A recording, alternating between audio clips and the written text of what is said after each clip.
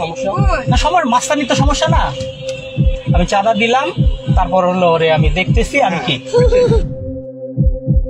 সম্প্রতি সামাজিক যোগাযোগ মাধ্যমে একটি গুরুতর অভিযোগ ছড়িয়ে পড়েছে, বিএনপি চাঁদাবাজিতে জড়িত। কিন্তু আসলেই কি তাই, নাকি এটি একটি সুপরিকল্পিত অপপ্রচার?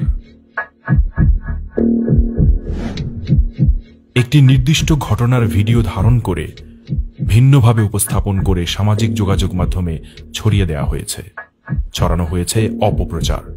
কিন্তু পুরো ঘটনার প্রেক্ষাপট কি ছিল? ভিডিওতে পরিষ্কার দেখতে পাচ্ছেন এখানে গাড়ি পার্ক করা হয়। তাই সিটি কর্পোরেশন থেকে পার্কিং চার্জ আদায়ের জন্য যে কোম্পানিকে ইজারা দেয়া হয়েছে সেই কোম্পানি পার্কিং চার্জ আদায় করবে, সেটাই স্বাভাবিক। প্রত্যক্ষদর্শী ও দায়িত্বরত ব্যক্তিদের কাছ থেকে আমরা জানতে পারি, গাড়ির চালক পার্কিং চার্জ পরে দিবে বললেও চার্জ না দিয়েই চলে যাচ্ছিল। সেই চার্জ আদায় করতে গিয়ে আশরাফুল গাড়ি চালকের সাথে বাকবিতণ্ডায় জড়ায়। ভাই আপনার নাম কি? মোহাম্মদ ইউনুস মন্ডল। হ্যাঁ ইউনুস ভাই, ঘটনাটা কি হয়েছে আপনি একটু শুরু থেকে বলেন তো ভাই। শুনতে হচ্ছে গাড়ি নিয়ে পার্কিং এ রাখছে, রাখার পরে তখন রিসিভ দিছিল, পার্কিং এর স্টাফ যারা ছিল তারা রিসিভ দিছিল। তারা বলছে যে এখন রিসিভ নিব না, যাওয়ার সময় একবারে রিসিভ নিব, টাকা দিয়ে দেবো। কিন্তু ওনারা কিছুক্ষণ পরে যখন চলে যাওয়া অবস্থায় তারা রিসিভ দিতে গেছে এবং টাকা চাইছে, তারা দেয় নাই এবং গাড়িটা টান দিয়ে চলে যাচ্ছিল এবং আরেকটা স্টাফ সামনে গিয়ে তখন তার কাছে দাঁড়ানোর পরে টাকা চাইছে।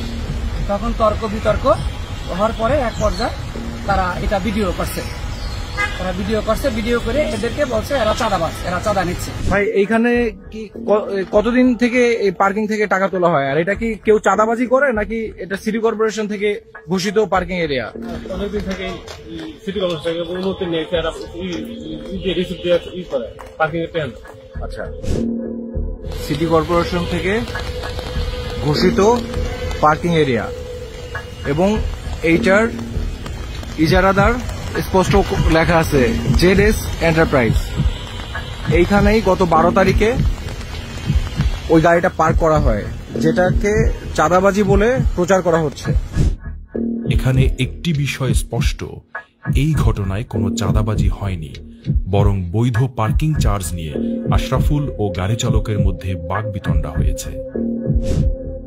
একটি নির্দিষ্ট গোষ্ঠী বিএনপিকে মিডিয়া ট্রায়ালে ফেলার জন্য পুরো ঘটনাকে চাঁদাবাজি হিসেবে উপস্থাপন করেছে। একটি বিভ্রান্তিকর ভিডিও দিয়ে বিভ্রান্তি ছড়ানো হয়েছে। রাজনীতিকে কলুষিত করতে উদ্দেশ্যমূলকভাবে অপপ্রচার চালানো হয়েছে। সতর্ক থাকুন, বিশ্বাস করার আগে যাচাই করুন, সত্য জানুন, সঠিক থাকুন।